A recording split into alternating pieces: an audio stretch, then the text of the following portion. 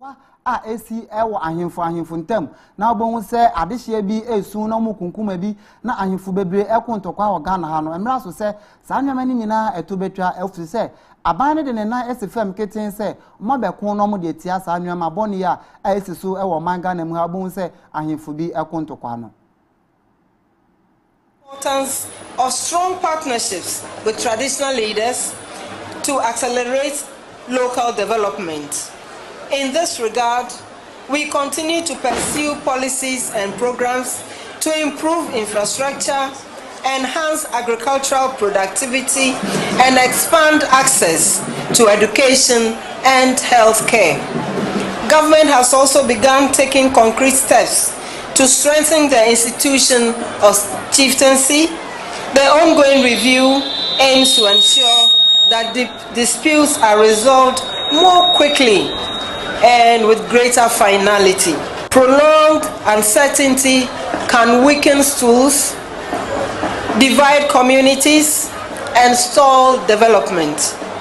Where traditional authority is clear and stable, communities organize better, attract investment more confidently, and move forward with purpose. Strengthening chieftaincy, therefore, is not a symbolic act. Mayan to ansam no so na yemfi krachi ne enkopie mu asante mantem ahinkro kumase na esuapon ba ko agidi mpa Kwame Nkrumah University of Science and Technology we etwa nte offense ke university no na wotwe wie ye amane ne amamre edija adisuafo ekoje ntiteye ewo ho no na dwumedie na se ana yeto nsa edifre the Royal Majesty otumfo osetutu asante kotokohene nana eti ane chacha mu de nani onyam ekota adwumedie na ti na emre onya asimpie gina so adwumedie na se no ode tudwa se emra so se apomdin aso bia omusi ewo ke university no aban osre no papa insa danse yam onhwe na onwie se de be ya adisuafo agentite ho no benya baby de akotwe se omuhopom entintine oma omatumi akoje ayaresa ewo ho. I have taken notice of the fact that Parliament has approved the budgetary allocation for the completion of the first phase of the teaching hospital project, and I want to place it on record my sincere appreciation to the government for this kind gesture. This project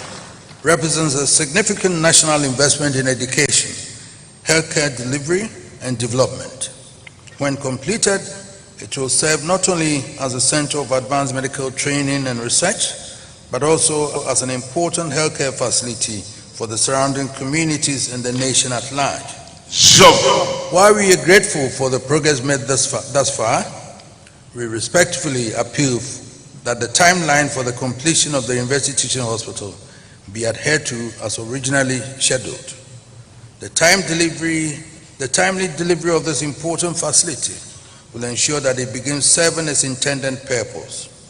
I'll be waiting on the President to commission the first phase of the project by the close of the year. Numbers continue to grow, and with this expansion comes an increasing demand for qualified lecturers, researchers, and administrative staff. Granting financial clearance will enable the university to strengthen its human resource capacity, improve the staff-to-student ratio, and to further enhance the quality of teaching and research across our academic programs.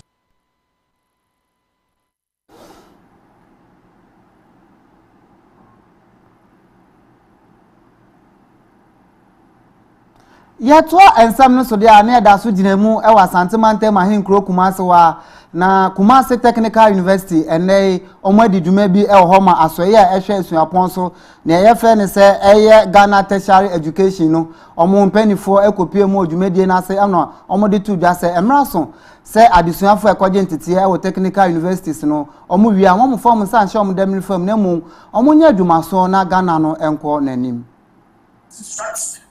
To state the concerns of GTech accept a publicly funded university to reverse fee increment of some 100 to 200% course approval are not being granted by the statutory mandated bodies of the state, and a union of that same institution asking GTech leadership to resign. Mr. Chairman, I want to assure you that GTech do not intend to usurp your powers as council. Neither do we see ourselves as adversaries in the dispensation of the legal responsibility of being the highest decision-making body in this institution. The Commission recognizes and respects your enviable position and will do everything to protect safe and maintenance schemes and other initiatives that create a platform for dialogue, collaboration, and shared problems. But the most exciting part of this story is what is happening here at KS. The university is not merely keeping pace with national developments. In many areas, it is setting the pace as one of the leading technical universities. We can only thrive on collaborations. We can only thrive when we give the young people an opportunity to even be able to exhibit their talents, even as students. It builds their confidence so that when they are or they find themselves in the real life situations, they are able to even troubleshoot and be able to solve any problems that may arise from the field of practice. This university from faculty, staff, and students in use. 1. Multi-purpose rocket stove with related accessories. 2. Multi-purpose food dryer. 3. Fish smoker. 4. RC feeder. 5. Drones. 6. Electronic food warmer. 7. Mini cement mixer. 8. Air quality monitor. 9. Tower garden. 10. Smart agro-based package. 11. Smart bin. 12. Underplan. 13. Yatwa ensam no so de ana ye nyina nim se eye na wotwe awie ye yante asempa arehosama yensa kan di fi eye Newtown Accra Newtown ne se edan ebu eku adehye bia mama fomu amu akohwere omunkwa enam so mamrahye bedwane ma adehye omu wo Boko Central ono anso eno oye edom kese na no dani onyonyamfo Mahama Yarga wakasa ano wachirem se eye contractor ohwe se osi sadan no contractor na se ye hold no responsible pa because ohwe kwan ohun si dan na dan no eni anwo dan nti anetumi ma ekum edukum adehye no. The regional minister, the MPs, the mayor, yesterday the interior minister was here, our colleague Harun and Tisu all here. I got the information very late in the night and I tried reaching the member of parliament, but I even called you, you sent me his number. So by the time I reached him, it was very late. He said his phone had gone off because he was here for me. That's why because when he finished, I went home and sent me a message. So this morning, right? Yeah, actually. So this morning we decided as parliamentary members to come and see ourselves what the situation is. And most of our colleagues left for their various missions because they are refreshed. But those of us who are able to make it out, then you see here. First and foremost, our condolences go to the families of the deceased. And for those who are injured, we wish them a speedy recovery. We will go to the hospitals to check on them and see what assistance can be extended to them. And we'll link up with a number of parliament to find out what the arrangements will be for those who have deceased. Again, I mean, we will link up with the church to find out the situation. A lot of people definitely traumatized and they need our support and assistance as a state at this juncture. We just got in that it is likely that other structures standing here are also not in the best of condition. So we will quickly get ASL and come and look at them so that we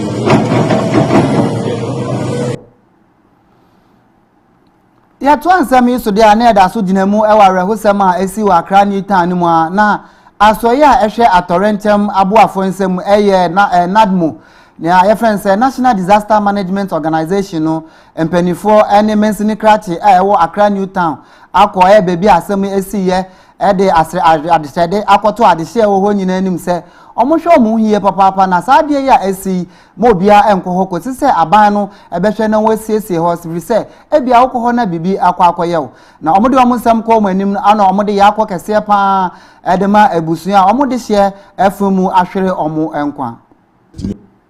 municipal no Emma ye MC no po eba ha ebe mom warning say nobody should live around the property and now the structures, you know. Until they see any there. As at now, you're not for the report to be any table so and yet I'm not going to see ya and can teach you. But who walk constituency and offer Hanamo who say, and now is ready. I'm sure they be as a meeting. Normally, once I quite uncompleted building, so you can ascertain the reason why a busu a jina hoa umunya hushui. And into end the one to me can because I quite uncompleted and I complete here. Yen use and the way to maybe say why is it not be in good use? Yeah. But we know say you are part of a disaster prevention. Exactly. But it tells you say I said the structural integrity will be a can once and not a form. So no form or what is the step now feels like another bit me take in collaboration with the MC to ensure say maybe a better coordinated area no so can say MC be man focus say more be and stay around. Young coordinated area to set where the amount for them amount of people we travel here. Yeah, me that say me say the Mikael no say ye report no as at NADMO report be amba mi table so say I was say your condom area no enye enura we ni see ya me ti say yes MC na ba ha abe mom warning say ma obi enko yusu facility in den come nimo. Yeah. It's when the catch NADMO about other buildings of this nature here what I constituency. Yeah, honestly, say be better to say there, but me say also to I'm making sure say every structure, that height and that gravity, you have to go and see whether if the pillars or whatever the building have been structured. Now, BBC and CW, yeah. It would one artist will be the assembly, the system, no, a fairly Ghana for a prayer, one a free more, say. Oh, any dear, because when we say, I am re.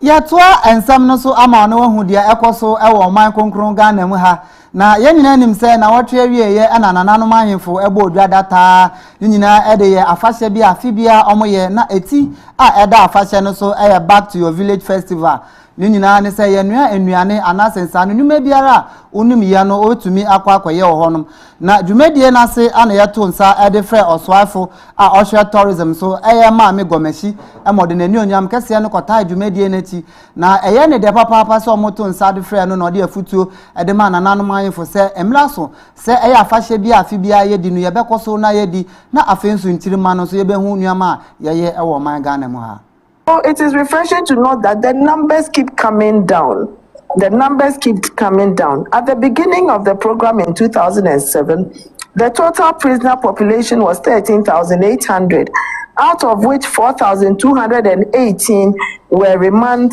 or pretrial inmates. That was 30.57, almost 31% of the total prisoner population. Now, this also contributed to the overcrowding in our remand cells. Now it is my pleasure to announce that as of yesterday, the 25th of March, 2026, data from the Ghana Prison Service Records Unit indicated that the total inmate population is 13,432, out of which we only have Arishmama na yantwa ensam no so enfamao. Na yeto ensam no so dia na yenina nim se emra His Excellency John Dramani Mahama benya benyu akese yeto aso no ode hihye bia ye fe ne se big push ebaye ni nyina ne se Ghana ya kwan a ase no ye ba besiesie no se ne ebe ya akwantimpon ho nsam ebekoso na eye contractor ba kwa ye de eye dwumadie amano no wa ba bonten abekasa so ohwe anim pa se eye akwan ya omode amano obehwe na wawie ni tentem se ne ebe ya ahyenkafo ene akwantufo ho ebeto omo mount on site. We have criteria of work we are doing here. We are drains. We have the structure works. That's the drains and the culverts and earthworks. So when it comes to the drains, we have done 98% up to today. And when we come to the culvert, we have done 60% up to today. And when you come to the earthworks, that's the sub-base work, we are close to 15%. That's 15%. You know, it's a company of high capacity and of good standard. Notwithstanding that, I want to tell you that if somebody should make a claim that one person should be able to do the caliber of work we are doing here. That one, some no so there na mining company baako agidin organ hapa Asanko gold mine and want to sikapudro 400 million the ma aban say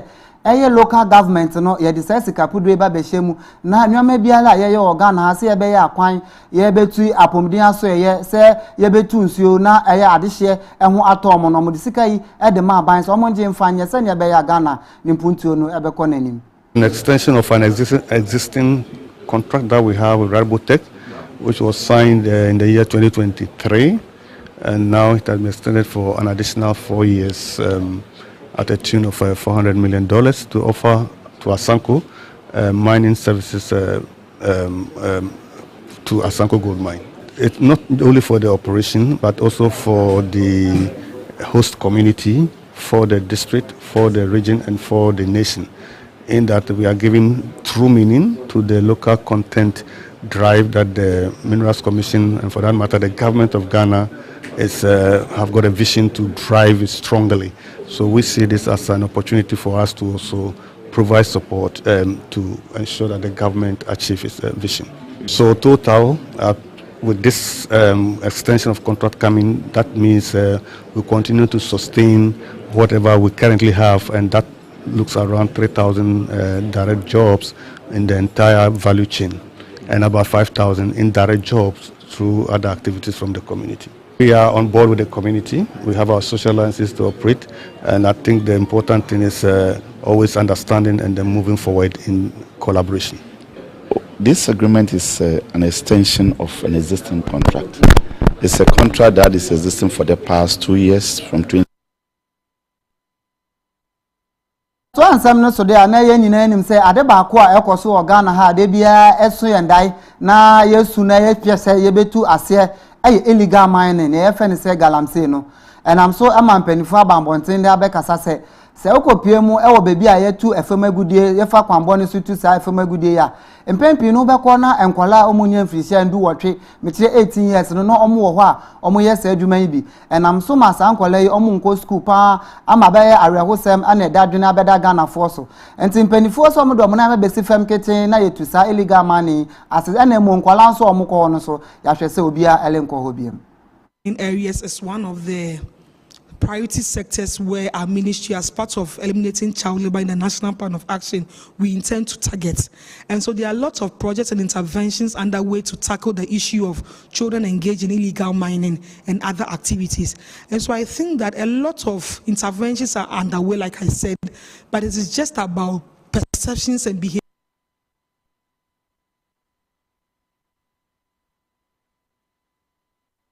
Asa in some way so na yentwa ye hu simanje aboafo krat oye ba ye beto ansam no so ade ama.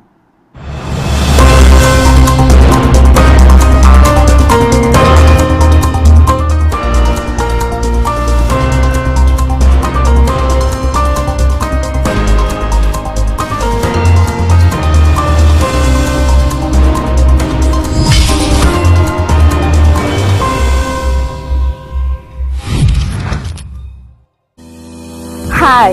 you want a place to sleep for your comfort, or you want a nice place to enjoy life as a student? Wait for me.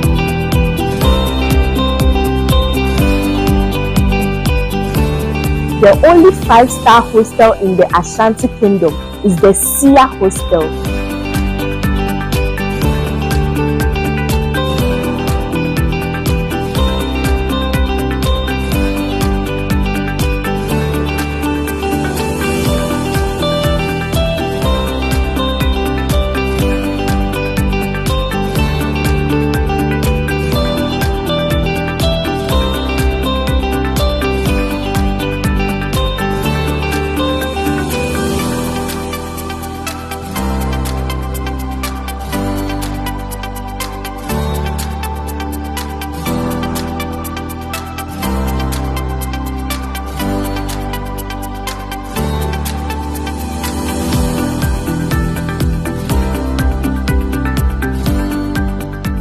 Sia Hostel, the hostel for DBs.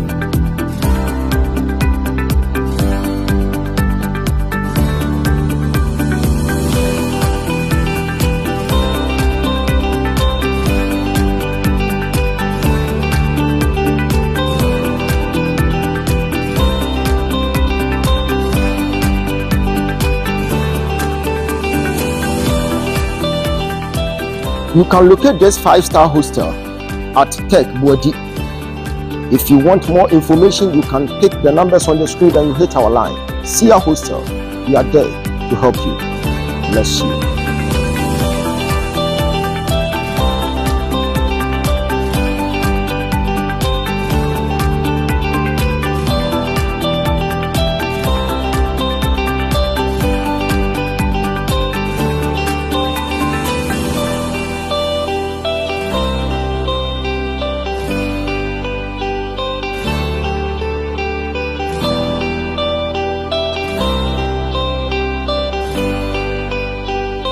Sia Hostel, your comfort is our hallmark.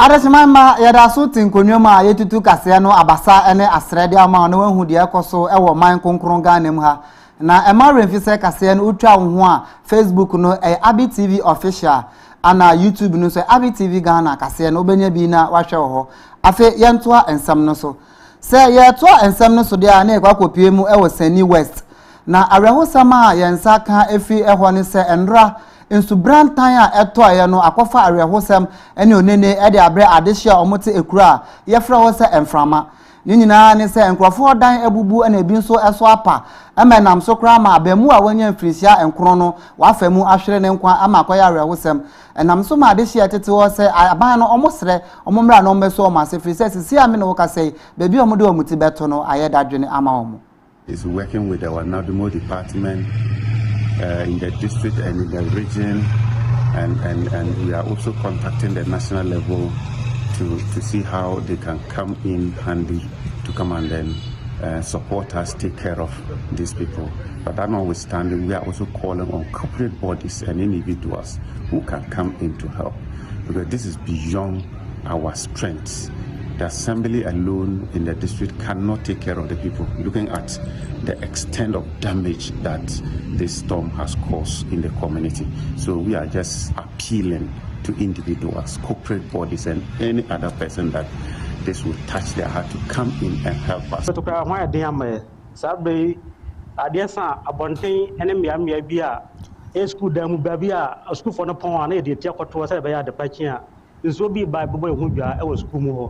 The Sabre of Mampany at the two animals Sabre or Hochemu, a young moa, said about my boy, said the Yadaya Abswa pay, what my boy let me as I say, and I'm also. Who can Sabre down about home corner? I agree, and yes, I can try the DSC. Every day, one basis Sabre, no. If it's Kai do more, there's a shot, you say, senses I die we are. And yet, Dana saw China, so one boy.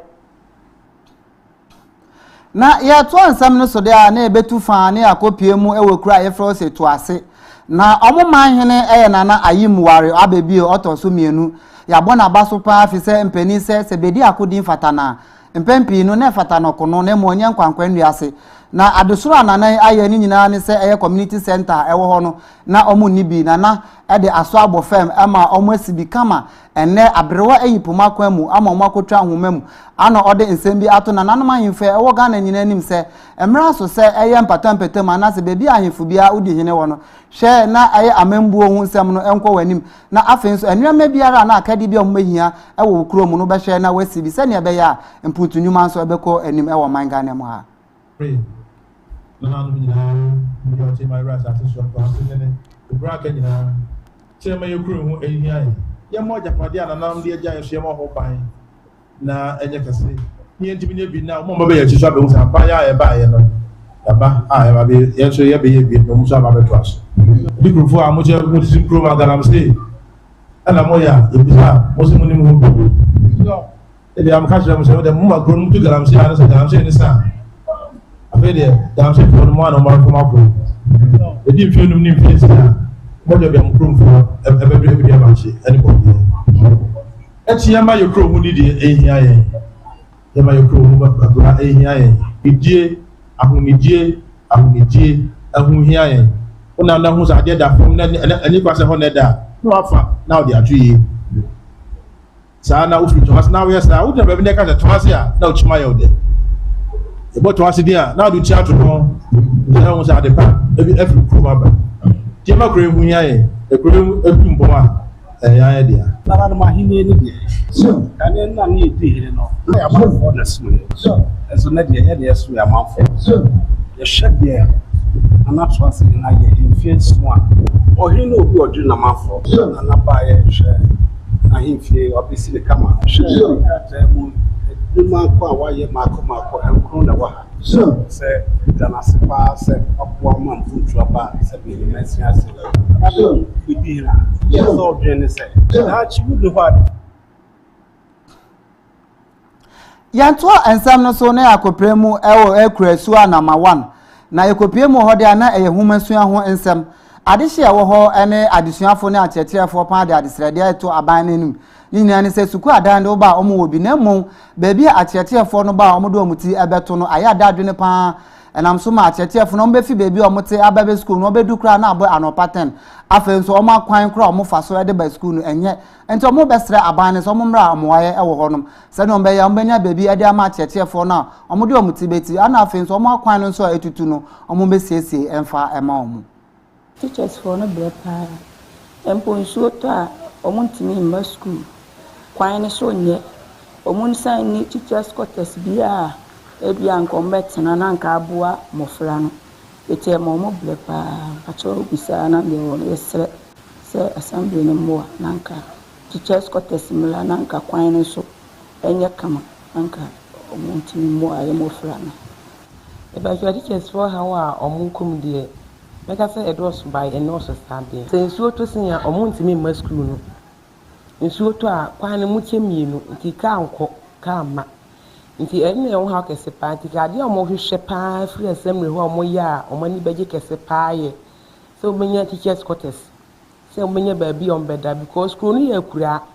even though dance ni teacher ni ntimi free mfa na yire ne ma free ho no emma but so menya teachers quarters there meje de se beboa ma school no etimi etuntom accommodation no ha adwen edichafo no omo ba nkankan se nso ato no ana ya kwan no bipo bi wo bipo no so nyanyanyanyan so to can't be from bipo no. What teachers are passing through a lot, but the one I would like to talk about is the accommodation, because they don't have accommodation when it is raining. Because of the nature of the road, they find it difficult to come and teach us. So it affects us. I am appealing to the Sunyani East Municipal Assembly to come and build the accommodation for our teachers because they are suffering. Accommodation for teachers is a gate entrance because teachers commute from Sunyani to this place every day. Moving up and down sometimes interfere with the students' learning because the contact hours that they are supposed to get when the teacher comes late because of unforeseen circumstances. Here it may not be his or her problem, but because of such situations, he or she will come late. For that matter,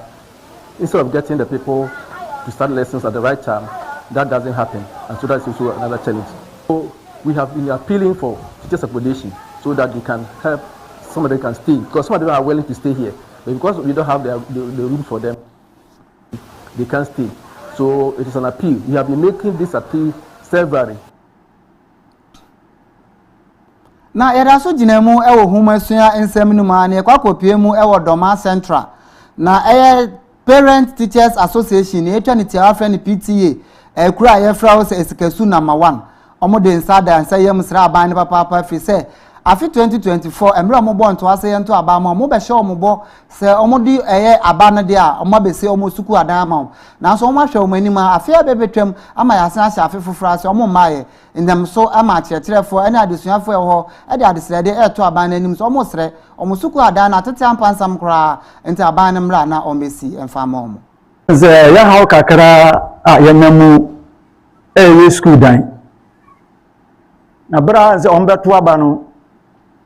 yempanyimfo na omo pere akwa aba no ampifo no ba ha e papa opuni na oka ho na omba ya no enso omo hu project ya no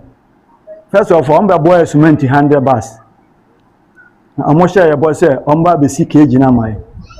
ba enso sa abre no ya sha ase ne ye wo blog ti ya be cement ni ye ho aduma ero musu omo hu primary school dana na esi ho no hu say dana mpa na gina so ne na yini nya ti oso omo hwe ase ya to aba na maba school dana ba be paso apejama boso aye apenti ni kama de amai but ya to na sa so ntino askasu na bi nsida so ya to aba ma ndi si anwe ne ha ne bi nsida ampanyampa ba sama be kan yo to ya so ntino ya so ya de ose ye yo ye e to aba na ma ne boro so e de ma wo but anu achi no beba ya no yante hwe me din de genetiye bo akua mesle abanse ombeboaye adai yebroko fiaba no ni nsuo ato abo yenkunya dise kotena dua ase ye school dan so awia bo anu aye hyehye shintie ntimi ntene yesra abanse ombeboaye ombeye valanda ne ye school dan so maye ne ye school dan no onye ombeye maye. Yes, la banana say, on your school down in my school down in assessing. Ye school down the floor, Balanda Nina to your school down the floor. I'm pinning by share, but say obey my and so you wish abandoning by boy and intimacy your school down. I will have more shish. Yabba squanapa, ne back or toilet, bash we agu. Daninu nti yasraba ni so mbe ye mai on fa puno ni mpuma tutu mi mai yasraba ni to yasraba ni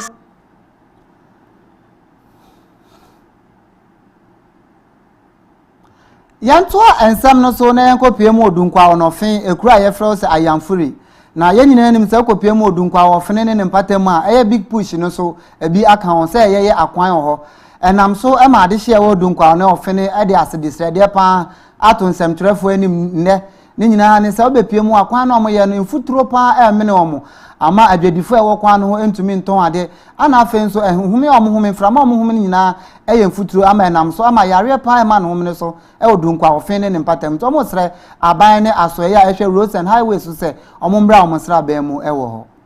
ekwai de ye problem wo so papa abako bo she de bebre ye ntimi nka hwese tiche ni wo class mu kira de wo be pone no nyina futuro doctor wo hospital na wo ye twuma wo be pone no nyina futuro aban ayese ayam free nka Ghana ho say yo wo Africa so say Togo ni say ayam free benya di bi say ayam free swimming pool kwan portos in suta na tem ama cars adu ha ekwa eba ema the motor riders no kata abon pa anam mfutuo ni nti aye store kra we nam mfutuo ni nti ntimi ntinam kra na maton ade manya bi kra mankola akọ school ya bre pa mfutuo ni esra ban ontwe na ni mehwa ya mfre kwan na ya sa ade a obati ase na mfutuo kum ne ma mfutuo pa ade a china obi store na abaka se ya chada na ya to aguo anu ma baba na hu nyina ya basa opepa hu obi beta ade kra baka se bi ya wunni umuni mfutuo ni doso wusi ni oma wuyi mfutuo na obako akoyi na kwaite kura dia na ase kura ade ma ya kese pa metina wesisi ase mfutuo na ewu mu ama me ye bibi kakra kra na me ho keka me ye da ya na wo ye dem me ko kire wesisi aka behu. The road as a matter of fact has gotten a lot of negative effects on us. In fact, even when you sleep, by the time you wake up you caught a cold. There was a guy who was suffering from asthma, and we tried helping, but he couldn't. So the guy has to take transfer and be moved from here because of the nature of the road. Yantua ensam no so ne MPM wan krampumpuni mantem ha ekura ye friend say kokomlemle na ene okopie mu ewo ho a awrawosama ekoso ho nyina ne se nsu omobenom ayedadwene pa nsuyen esi wo pa ma ade hye kokomlemle so mbekọ adwuma krampo a omo bre wo nsu ho pa enti omo sere Ghana water se omo sere wo eye nsu ho nsam no omo hwe ewo ho no fi se adesuafo a ekọ suku adetia no pa nsu omo bedware ayedadwene adwumayefo enya nsu ho fa ndware nkọ adwuma ana afenso omo yisu nsu di ye omo adwuma no dodo na enye nsu nti no omo sere aban no emre omo sere aban mu pipe ni dey high too much and so man pin na nkan ya maya your pipe of be your pipe na yes am best 2 months we na store e fi ankasa hele am bo anso mo ahun si abaha so si an konkon yam ba yes e bo 829 we hu konkon be sala ha ka to yes so man pin kon so mo ye do mo bon body ana mo ye do omo ye pipe ni maya yes ya because galamba ko say yo on my once be e yo bi ko dia na ba ko tu siri wo ko bu ayin na odi aso ayin na obe jare ayin na odi be ye dia no watch as here so yes so man tin kwa na pipe kwa ni so omo ye do omo bombo dia omo ye pipe sun na enyesa ya le brain so nti anam say insu ni mba wo fie no ukọ abonti na ukọ bu nsi awo chasen no bi try to see the galamba ko pe nti da bia wo chen so sen ko to nsu sen because see am the try to see the see ana pai eja ni ho ana yin be so ni ho ana ne ma si dia yam fam kan watch as here so we do omo bombo dia na omo ye omo ye ma ye ba ko ye so omo that's Atisima ma yentwa ye hu sima ye ba ye de adwadie ebeto akase no so amawo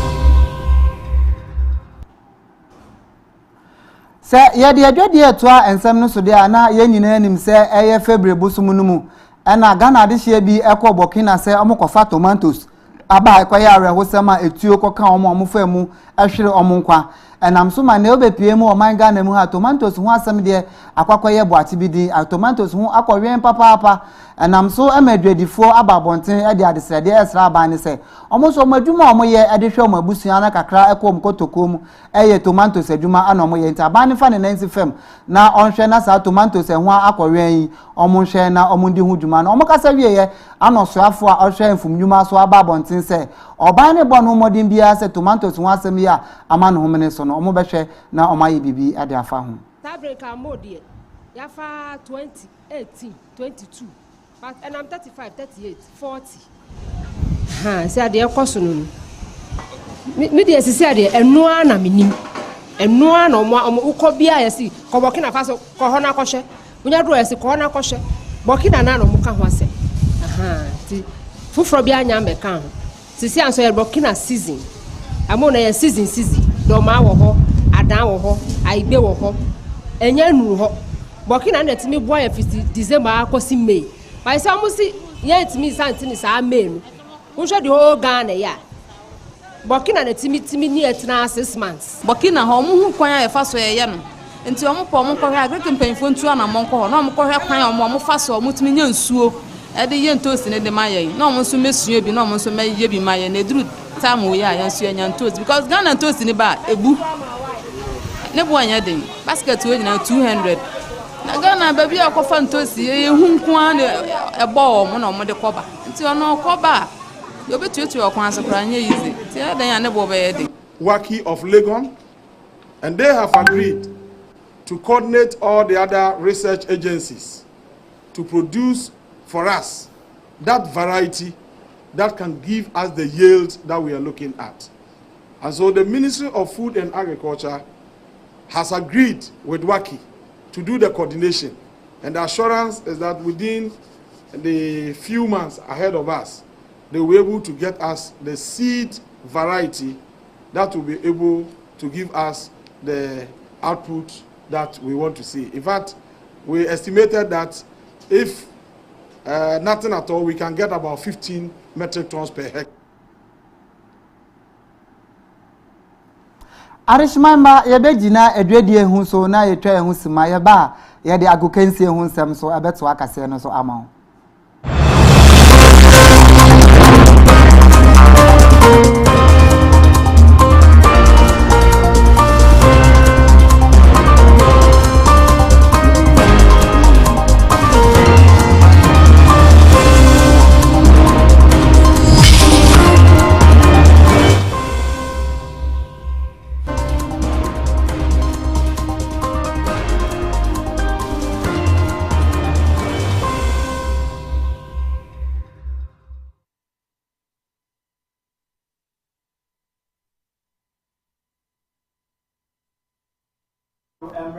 Aby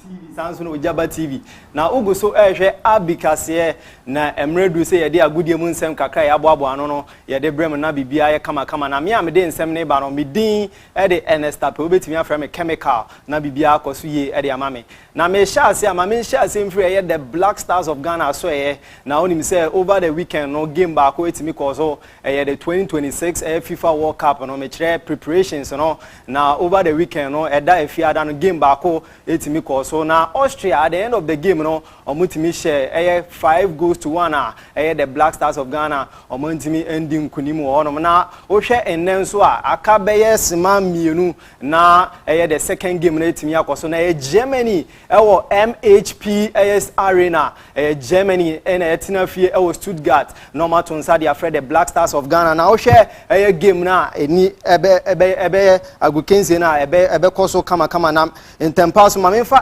lineups no embra na yento adwumedie so na odan wani edeko Germany a say na abrante ana say coach e friend Julian Nagelsmann embrante a ode omo AC akan ni ubenya goalkeeper e friend Nobel sanso na echire ho no obo 4 defenders ubenya abrante e friend Joshua Kimmich sanso na ta wo ho no ubenya Schlotterbeck sanso na Brown nso wo nti we any 4 defenders no ko infimfin a ubenya embrante e from Pascal Gross ono midfielder one sanso na Stella ono so midfielder oko enimu attacking side no benya Florent Vit ono wo honum sanso na Nick Watermede ono so wo sanso na brand e friend Serge Gnabry ono wo na Kai Havertz ono na attacker edema Germany bobuko na odan wani call the Black Stars of Ghana me pacho coach Otuado say ina lineup no otimi edeba na obenya brand e friend Benjamin Asare me pacho enumbre ono goalkeeper edema the Black Stars of Ghana sanso na ho obo 3 defenders metre center backs no obo Jonas Ajete sanso na Kojo Opompepra owo honum bi ubenya abrante e no Alexander Juku Rock of Gibraltar no so wo ho na okọ infimfin ubenya abrante e no Kwesi Sibo ono wo sanso na abrante e no Thomas Partey wings no ubenya Caleb Brenchi over the right side of defense na sanso na Derek Con so over the left side infimfin wo metre number 10 ubenya abrante a ye no Jordan Pierre Ayew ono na sign hene edema the Black Stars of Ghana na enim honom no obo 2 strikers ubenya abrante e friend Prince Edu na Antoine Selom Semenyo na chese coach Otuado obo 3-4-1-2 formation sanso na Julian Nagelsmann ono so ebo 4-2-3-1 formation a mede ehunsem nia banti ye hwese game no the Black Stars of Ghana betime wini anaso mo betime enya positive results na bibia kama ewo onom na ye toaso a ma yenko the Ghana Premier League unim say over the weekend no games no dodo na etimi course na match week 27 no etimi shase eda efiada no na game ba ko timi course wo hono Media Sporting Club me ba cho mutimi etna TNA Park no to nsa de frɛ team a friend 11 Wonders na at the end of the game no Media matimi so a kam yenu de tia 11 Wonders a omantimi ante sanso na eda memenda no so game ba ko etimi course Vision FC omonso etimi tina efie to nsa de frɛ Basekoli Stars and also game no obi antimi anhye bia ye de ehonsem ni aba na Sunday special no the rest of the games no etimi ekoso wo no ubenya Glorious Accra House of Folk since omutimi ba Accra Sports Stadium no we any first game omo boy wo no meda Kwesi Ada no me kire Endra no omutimi ehye mienu ma Squadron All Blacks nso etimu mienu sanso na Nations FC omo so etimi tina afie to nsa de frɛ Brekum Chelsea omo so ebo 1-1 ubenya Karela United ono nso etimi eso aka mienu de tia bibie ni Go Stars san so na Hoho United etna efie ma Dreams FC me chere ket okreku ni team no omotimi be show mo by 3 goals to no a omentimi antibi san so na FC Samates anasa Samates 1996 omotimi she goal ne ba ko ma Bechem United the Hunters omotimi she mienu a de ye de ehun results ba na Diana Stars the Uja Boys no omonso omotimi tena efie to nsa de frɛ Krob ya Kumasi Asante Kotoko and also game no at the end of the game no timi wie 0-0 me de ehun sem ni aba na okɔ Young Apostles a omonso etimi so a eka miensa editia eye House of Lions Bashiri for the team no me de ehun sem ni aba na after game no NASCO man of the matches no etimi aba me de ehun sem ni aba na ohwe Media Sporting Club in 11 wonders game na Abdante FN Salim Adams me ba cho nu na otimi je NASCO man of the match we game no sanso na Abdante FN Moses Otto ono nso etimi je Visions FC ni Basake Holy Stars game no ono otimi je man of the match sanso na Mawuli Wayo me ba cho onu sina kan edema Glorious Accra so ono nso etimi je man of the match against Swedro Blacks sanso na Abdante FN Brendan Entry me ba cho onu nso etimi je man of the match Nations FC ni Brekum Chelsea game no sanso na Abdante FN Mohamed Awal Hassan ono nso etimi je man of the match Karela United in Bibiani Go Stars game no sanso na Abdante FN Abdul Razak Salifu Pepacho no so etimeje man of the match against team friend Dreams FC no sanso na Samuel Okan game a course so Samates 1996 in Bechem United ono na etimeje man of the match sanso na Siedu Sana ono so etimeje man of the match Diana ne Asante Kotoko game no na Abranti FN Claude Botte shooting ono so etimeje man of the match Young Apostles in House of Lions game no me de ehun nia eba na me to aso no ma enkwa amanone na yendi nkomo na unim se Abranti FN Lionel Andre Messi Kushitini sanso na Abranti FN Neymar dos Santos junior mrantie mi yenu me ba cho omo no ye the only 2 players who call the national team omatimi a 50 plus goals sanso no omatimi provide 50 plus assist these 2 players no omatimi a sa abakosem na me de ehun nia eba no bi bebisa se Abranti FN Cristiano dos Santos Aveiro junior oni list ni me ba cho assist no wetimi ahye anase wetimi ama 46 assist wo hwa wontimi Andrew 50 assist me de ehun sem nia nti wo hwa these 2 players Lionel Messi and Neymar no matimi ahye 50 plus goals sanso na omatimi ama 50 plus assist me de ehun sem nia eba na over the weekend no oni ma Abranti FN Desire Doué me ba cho sina kan de ma Paris Saint-Germain boboko no me ba cho sina kan de ma France national team no over the weekend no me ba cho otimi ebo brace ho no ma wo hwe ni first senior goals otimi abo 2 goals ho no de ma France national team ni kasem de ma player na me de ehun sem nia eba no na me to aso no ma yenko Abranti FN Ellen Brutalan me ba cho Manchester City boboko no after international break no me ba cho 3 games de o mani no on be hia Liverpool boboko no wo home sanso no me be kwa away no ma ko hia Chelsea on me sanso hia Arsenal the Gunners me kire boss Louis team no na bibia akoso na wo hwe these 3 games na be din de amount nti ye points o mo betimi enya wo hono ma me de ehun sem nia eba na me to aso no ma yenko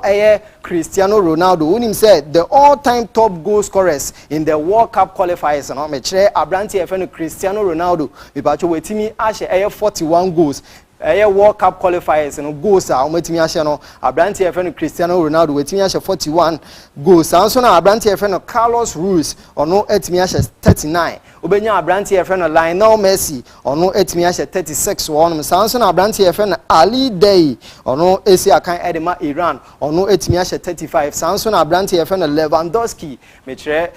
Polish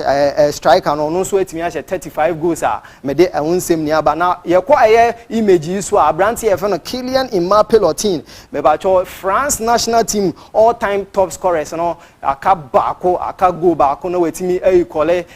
goal anase Olivier Giroud ni goals no na me kire Olivier Giroud so far in the France national team no wetimi ahye 57 goals sanso na Abranti FN Kylian Mbappé wetimi ahye 56 goals na je say aka go baako na wetimi kole ubenya Abranti FN Thierry Henry ono so wetimi ahye 51 41 sanso na Antoine Griezmann ono etimi ahye 44 wo honom obenya Michel Platini ono nso etimi ahye 41 sanso na Karim Mustafa Benzema ono nso etimi ahye 37 goals a Abranti efe no Kylian Mbappe lotin aka 1 goal na wetimi ayikole abakosema Olivier Giroud etimi aye no na yeto aso no mayenko Abranti a efe no Michael Olise me trade the French international player no wetimi aye record so far this season for club and country, we share this season. We team about 45 matches. We team share 18 goals. We team 24 assists. Incredible. 42 goals and assist contribution. Enika sem edema player na. Mede unsem nia eba na mede we to misrebo no. Mayanko Abranti na coach aye friend Igor Tudor. Me ba cho unim say this season this year 2026 otimi ebe coach Tottenham Bobo na menyane ntie say yetimi apame no a wo hwe after 7 games na wetimi elusu 5 na we wini baako no draw baako nti after 7 games no me ba cho yetimi apame na wo hwe Abranti efe no Roberto De Zerbi Tottenham Bobo no mo ne kasa say obetimi abeteki position no na bibia koso de ama Tottenham Bobo nti we ene ensem kakra ya boabo no wo agudie mu nsem ene de abrem na me a me de nsem ne baaye no me din de Ernesta pe obetimi afra me chemical na bibia akoso ye ede amame.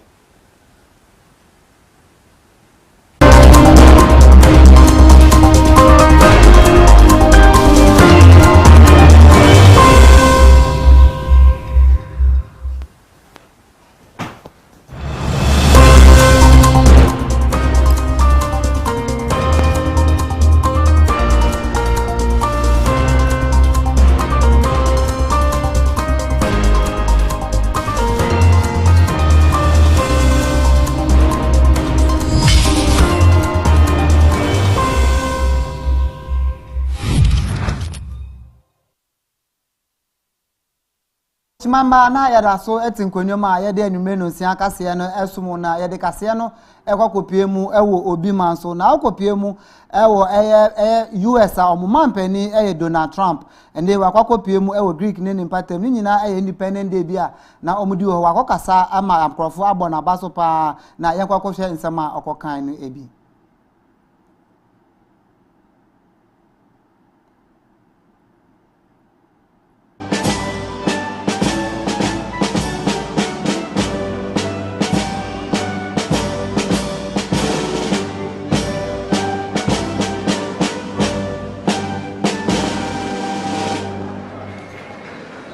Well, thank you very much. This is a great honor. I wouldn't miss it. I'm supposed to be someplace at 5 o'clock, and I said, there's no way I'm missing this one. Nobody would have the courage to do that. But I'm delighted to stand before you today with a truly respected man of faith and a pillar of the Greek American community, Archbishop Aby Kase3, who is a highly respected man. And Your Eminence, it's a great pleasure to have you. Thank you very much for coming. It's so nice. We meet once a year, and I wouldn't miss it. And to all of the Greek American patriots here this afternoon, let me begin by wishing you a very happy Greek Independence Day. A big deal. We're pleased to be joined by many of the proud, hardworking Greek American na adeshimamba yentwa ye ho ya ba ye de eniji sambe wie kase no e de amawo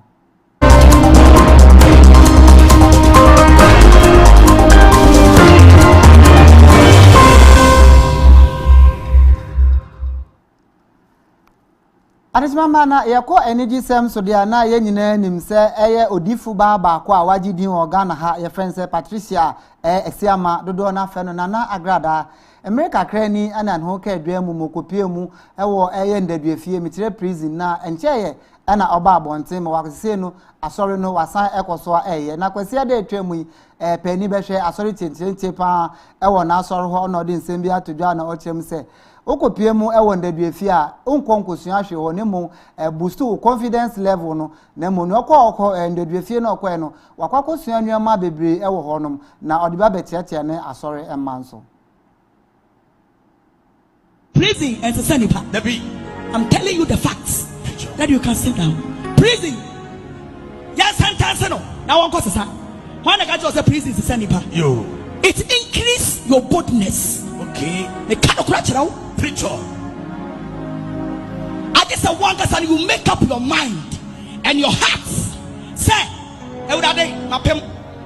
Sana me catch them home. The judge in any was you have been sentenced by 15 years in prison. Mr. Tofiakwa. Kaish. Mr. Tofiakwa. Amen. Brothers, if you saw me mama parts, and then Abeka, Mr. Pray for me. Amen. It's also a true sabreno. Me who say Maria Yapa. Okay. Arishman ma na aha ena brebe ma me ho kwan na no nsia kase a me kofa Ghana mantan du nsia nim na nsemu fobo a me so ne so no aha na ede ni nyina besi mpani se kwantintin dia no mpampi no abo eya ebesi na nsem bia agi ne ho tintima ewo kase anim se Professor Jane na opoku ajumani ne ame no kase papa ko pie mu ewo krachi na wa ho kasa se 5 times ho nsem no aban ba behwe Sanso anesu apon ba kwa agidin wa santemantam mu Kwame Nkrumah University of Science and Technology enye omo pa ayo djuma bi o ho mo atonsa de afre Royal Majesty 2472 ema wa kokasa ewo asem na adihye anasa opani a order big push ano anasa ohwe se akwantempon be koso no wa hyebo se akwan no mo de ahye nisa no behwe na we siesie se na bele ya Ghana akwantufo ene asenkafo ho abeton na SMP ka we hu no kenkanfo me beji medwa na me de besom Abi ene Ojaba TV so enumre no nsia kase Esia hostel ebo metidom omo no mutu akase hu ka ana fenso Esi cosmetics so omo no mutu akase hu ka ana me de kase no ebrew medin ede nana Kofi Asare na me de aseda ede ma me director ene no twa camera ene na fenso ni audit ma me no me da omo nyina ase sabre de mema memuso